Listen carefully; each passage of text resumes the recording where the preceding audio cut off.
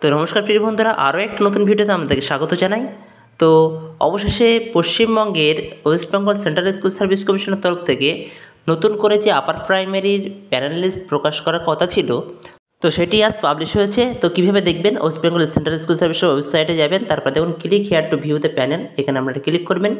Click করলে দেখুন final panel list আমাদের সামনে নতুন করে ইন্টারফেস খুলে যাবে, একদম নতুন উইন্ডোজে। তো দেখুন এখানে the West Bengal central school service commission প্রথমেই আছে অ্যারাবিক আপার প্রাইমারি ক্যান্ডিডেট।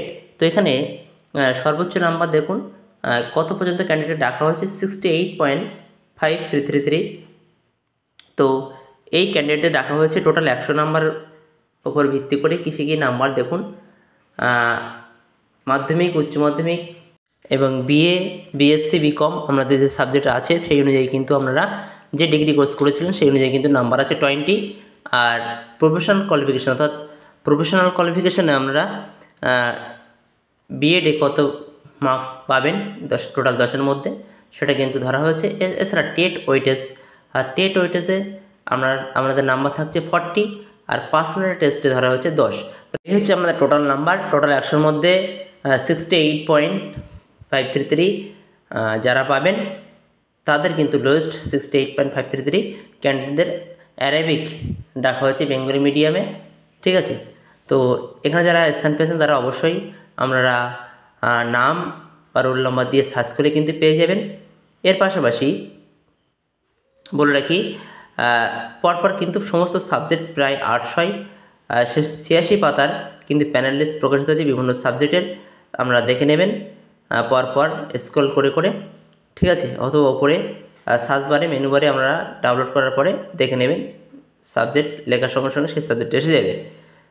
ঠিক এইভাবে আমাদের সমস্ত লিস্ট দেখার পরে আমরা চলে যাব ওয়েটিং লিস্ট। তো এর আগে বলে রাখি, ওয়েটিং লিস্টে যাদের নাম আছে প্রায় 400-র বেশি পাতার উপর নাম আছে। তো এতদিন ধরে জানেন যে আপার প্রাইমারি ক্যান্ডিডেটরা এতদিন যারা আপনারা জানেন অনেকে বসে আছেন বা বসেছিলেন, কিন্তু এর মাঝে অনেকে আপার প্রাইমারি ক্যান্ডিডেট কিন্তু অন্য চাকরিতে ঢুকে গেছে, অর্থাৎ তারা কিন্তু বসে নেই। তো সেই সমস্ত শূন্য পদ তৈরি হবে। তো সেই শূন্য পদগুলি কিন্তু ওই ওয়েটিং লিস্ট থেকে নেওয়া হবে। তো সুতরাং ওয়েটিং লিস্টের জন্য একটা আশার আলো আছে, অনেকগুলো ক্যান্ডিডেটদের ওয়েটিং লিস্টে রাখা হয়েছে।